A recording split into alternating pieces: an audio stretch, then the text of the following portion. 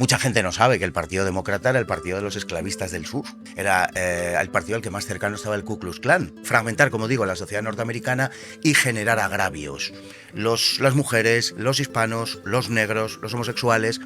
Si se fragmenta la sociedad americana de esa manera, a esas sociedades, inculcándoles el concepto, digamos, de víctimas, victimizando grupos sociales, entonces es cuando sí se puede construir una mayoría. ¿Qué problema que tenemos actualmente viene del pasado?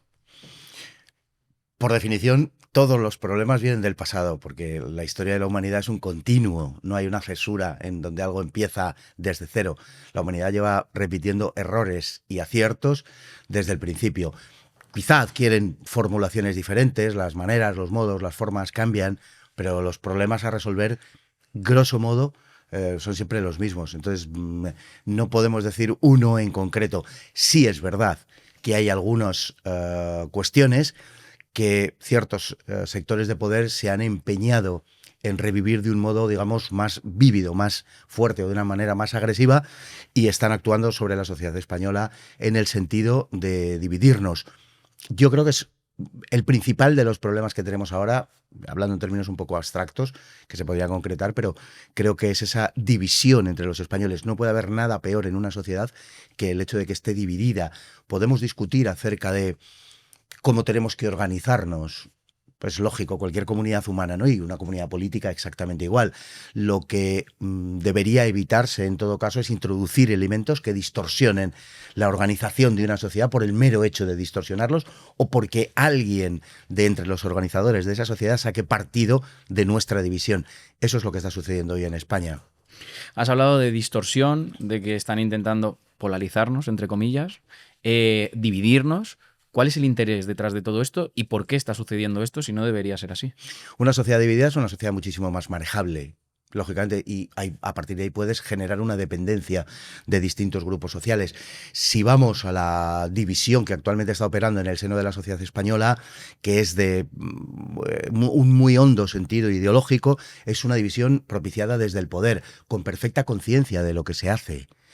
¿Por qué? Pues porque se persigue una finalidad ideológica. O sea, se quiere conseguir algo concreto que luego se traduce, digamos, en concreciones políticas, pero hay una finalidad ideológica.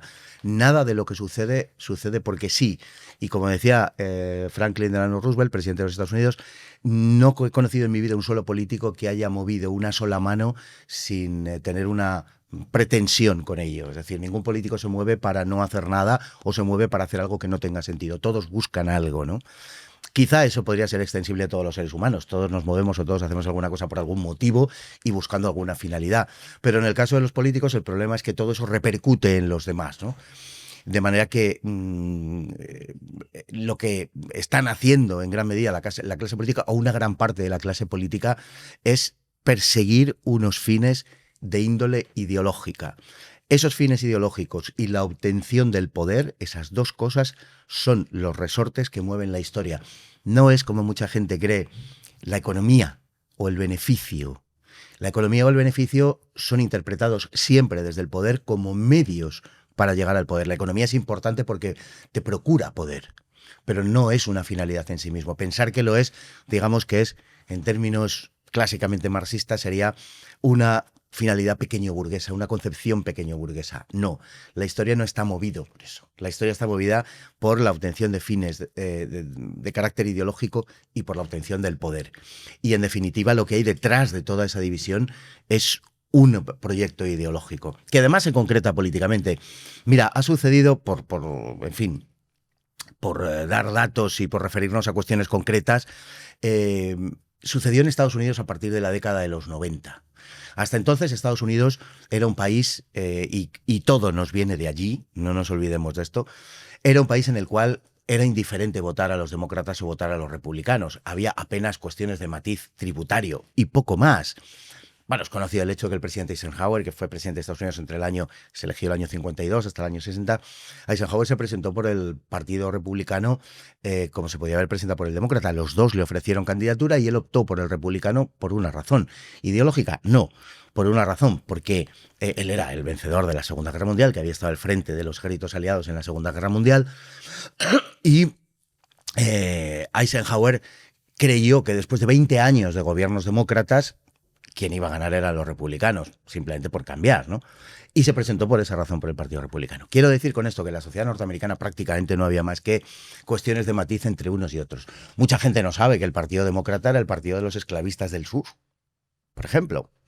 Era el partido al que más cercano estaba el Ku Klux Klan. Porque eran los republicanos del norte los que habían derrotado a los sudistas y los que habían abolido la esclavitud.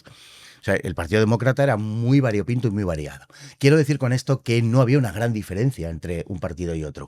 A partir de los años 90, los demócratas tratan de impactar en la sociedad norteamericana de un modo que les permita retener una mayoría razonable. Es, bueno, el desembarco de los Clinton, podemos llamarle, ¿no? Y ahora contaré por qué estoy diciendo esto, ¿no?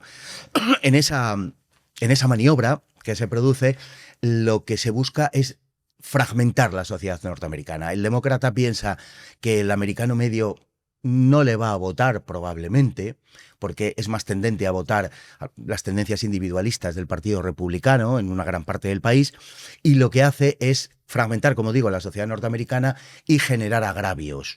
Las mujeres, los hispanos, los negros, los homosexuales. Si se fragmenta la sociedad americana de esa manera, a esas sociedades, inculcándoles el concepto, digamos, de víctimas, victimizando grupos sociales, entonces es cuando sí se puede construir una mayoría. Algo acaba de pasar, si me permites, entre paréntesis, este mes de noviembre a comienzos en Nueva York, con el nuevo alcalde recién elegido de Nueva York, que lo ha sido a partir de los votos de las minorías inmigrantes de Nueva York. Minorías que sumadas todas son más que la mayoría, ¿vale? Pues con Estados Unidos pasó lo mismo. Bien, eso que acabo de contar, que puede que parezca que no tiene nada que ver con España, tiene todo que ver con España porque es lo que pone en marcha el zapaterismo, para entendernos. En España hay un régimen del 78 que llega hasta el 2004 y a partir del 2004 y hasta hoy, en los últimos 20 años, ya no estamos siquiera en el régimen del 78, estamos en el régimen del 11M. Bien, y no quiero parecer conspiranoico, si preferimos llamarlo el régimen del 2004, pues para que no tenga, en fin, resonancias raras, le llamamos el del 2004. Yo le llamo el del 11M. Bien, y el zapaterismo consiste en eso. Consiste en introducir los agravios en la sociedad española, agravios de los que la propia sociedad no era consciente, al menos no lo expresaba así, desde luego, y en fragmentar la sociedad española a partir de un proceso de victimización, de tal manera que se convierte en la bandera de las víctimas. Eso es lo que se ha hecho en la sociedad española. Y para eso, naturalmente, se necesita fragmentar la sociedad y enfrentarnos. Esto que estamos conociendo, por ejemplo, de enfrentamientos entre sexos, para la gente joven, para el que tenga menos de 25 o 30 años, pues puede parecer algo que forma parte del paisaje, algo natural, ¿no? Pero dices, bueno, yo he crecido con esto. Bueno, esto no era antes así, en absoluto. Y no estoy diciendo que estuviéramos ante una sociedad idílica o algo parecido. Lo que estoy diciendo es que no existía esa animadversión que ya es mutua entre los dos sexos. Entonces, ese es un programa, ideológico, es a donde se quiere llegar, a esa fragmentación de la sociedad española, a enfrentarnos, que es la manera en que ellos puedan retener el poder. En cuanto a cuestiones de poder y en cuanto a cuestiones ideológicas, porque tienen un programa ideológico, es decir, ellos buscan una finalidad ideológica, tienen un concepto antropológico y, de hecho, estamos ante una revolución antropológica de un enorme calado, lo que está pasando en Occidente y concretamente en España. Hasta tal punto que podemos decir que desde el siglo IV después de Cristo, desde precisamente que el cristianismo, tras el edicto de Tesalónica de Teodosio del año 380, instaura el cristianismo como religión oficial del Imperio Romano y por tanto se decreta la igualdad de todos los hombres, es la primera vez en la historia. Desde entonces no había una revolución antropológica como a la que estamos asistiendo a comienzos del siglo XXI. O sea, estamos ante una operación de un gran calado ideológico. No podemos desechar solo lo ideológico y quedarnos con lo político, con la cuestión del poder. No debemos ser tan cínicos, no es solo una cuestión de poder, aunque es muy importante el poder, y el poder es un instrumento y es una palanca, naturalmente, para atraer voluntades, igual que en la economía, pero la finalidad es ideológica. Me ha sorprendido cuando has dicho enfrentar a los dos sexos y que ahora mismo ya es mutuo. ¿A qué te refieres con que ahora mismo ya es mutuo? Bueno, a través de agitar las banderas feministas de una manera absolutamente desbocada, que a su vez ha llevado a reinterpretaciones de la historia conspiracionistas y a reinterpretaciones de la historia que tienen muy poco que ver con la realidad histórica que hemos vivido. a partir de ahí se ha generado una evidente animadversión de, no voy a decir ni muchísimo menos, todas las mujeres hacia los hombres, pero se intenta que sea así. Y hay quien se autoarroga la representatividad del conjunto de las mujeres en su conjunto, ¿no? Es una cosa verdaderamente increíble. Por medio de la corrección política se han impuesto cosas como que, por ejemplo, todos lo sabemos, en una televisión tú puedes hacer un chiste que ridiculice a los hombres, pero no se te ocurra hacerlo de uno que ridiculice a las mujeres. O sea, tú puedes decir, te lo traduzco para que lo entienda todo el mundo, tú puedes decir que los hombres no son capaces de hacer dos cosas a la vez, que eso solo lo pueden hacer las mujeres, por ejemplo, pero no se te ocurra decir que las mujeres conducen peor o alguna cosa semejante, aunque sea a título de chiste, de broma, sin mayor trascendencia, sin pretender hacer una tesis doctoral de esto, ¿no? Sino simplemente, es decir, hay a través de la corrección política se ha impuesto una discriminación positiva en todos los ámbitos a favor de la mujer, ¿no? Y esto ha llevado a que muchos hombres estén percibiendo a las mujeres como competidoras con ventaja. Y eso a su vez lleva a que muchos hombres estén reinterpretando a la mujer en un sentido puramente funcional. Las mujeres me interesan solo para 2 o 3 cuestiones y en todo lo demás no quiero tener nada que ver con ellas. Hay muchos hombres que han sacado esa consecuencia y es una reacción ante esa situación de discriminación positiva de las que, bueno, iba a decir, de la que disfrutan las mujeres, unas sí y otras no, pero evidentemente cuando tú a quien sea, a una persona o a un colectivo social o a un grupo, me da igual, les otorgas unos privilegios discriminatorios en su favor, los van a utilizar. Eso tenlo por seguro, eso va a suceder y eso está sucediendo. Si en cuestión de denuncias basta con que una mujer denuncie a un hombre para que sea detenido y al contrario no es lo mismo, obviamente estás concediendo una ventaja discriminatoria en favor de la mujer y todos sabemos cómo funciona eso, por ejemplo, en casos de divorcio. Eso está engendrando una reacción de muchos varones en contra, en algunos casos incluso, tengo que decirlo, en mi opinión, desmesurada, pero comprensible por cuanto se sienten agredidos. Los chicos de los colegios, por ejemplo, saben que el comportamiento de los profesores, y más señaladamente quizá de las profesoras, es muy beligerante y muy militante contra los chicos en favor de las chicas. A una chica para que le echen de clase tiene que hacer mucho más que a un chico. Esto es habitual y, bueno, yo he sido profesor muchos años, en fin, sé un poquito de qué hablo en este asunto. Y eso funciona así. A la hora de imponer por parte de la dirección un castigo, no se valora igual a un chico que una chica. Y así podríamos seguir durante mucho tiempo. Pero quiero decir que eso es lo que finalmente ha terminado propiciando una reacción de los varones. Y no quizás sea tan importante la reacción en sí, cuanto la percepción que los varones vienen desarrollando de las mujeres hoy. Sobre todo en cuanto a eso, a las chicas más jóvenes y por parte de los chicos más jóvenes. Nosotros, que tenemos ya algún año más, pues teníamos una concepción de las mujeres diferente, ¿no? Para nosotros la mujer era una especie de objeto de veneración, ¿no? Las veíamos como un misterio a desentrañar. Había que conocerla, tal, bueno, no lo voy a contar ahora, pero realmente era así como lo percibíamos cuando éramos chicos, cuando éramos aún más jóvenes que ahora. Pero eso no funciona ahora así. La mujer se muestra en general como alguien con poco misterio, ¿no? Entonces, por ejemplo, históricamente, ¿cómo se resolvía un problema en el que tú quieres proteger, como estabas comentando, a un colectivo? Es que no existía esa idea propiamente, digamos, del colectivo. Es que eso es una idea muy reciente. No existía la idea de fragmentar a la sociedad en un colectivo. Al contrario, lo que se tendía a impulsar siempre eran aquellos vínculos que nos unen. Dividir la sociedad en grupos o en colectivos, ¿no? Es casi una tortura asiática. O sea, hay que, en fin, ser un tanto psicópata para hacerlo. Normalmente nosotros en nuestras relaciones, incluso personales, lo que tendemos es a empatizar con el otro y a buscar elementos que nos puedan unir. El psicópata no, claro, el psicópata lo que busca es que si a los dos nos gusta el fútbol, tú eres del Madrid, yo soy del Barça, pues voy a ver si te meto el dedo en el ojo y te hago saltar y hago que te sientas mal, porque al final la finalidad es esa. Es que tú te sientas mal, yo tengo que conseguir que tú te sientas mal.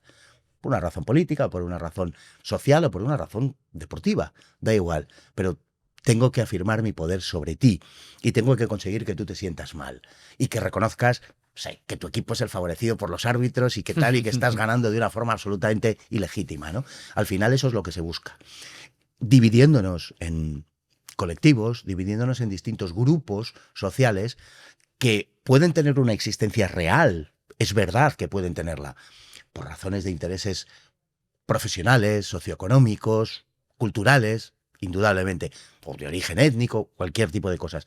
Eso es verdad que puede existir y que de hecho existe, pero desde el poder se está exacerbando ese tipo de cosas. Se está primando aquello que nos diferencia en detrimento de aquello que nos une.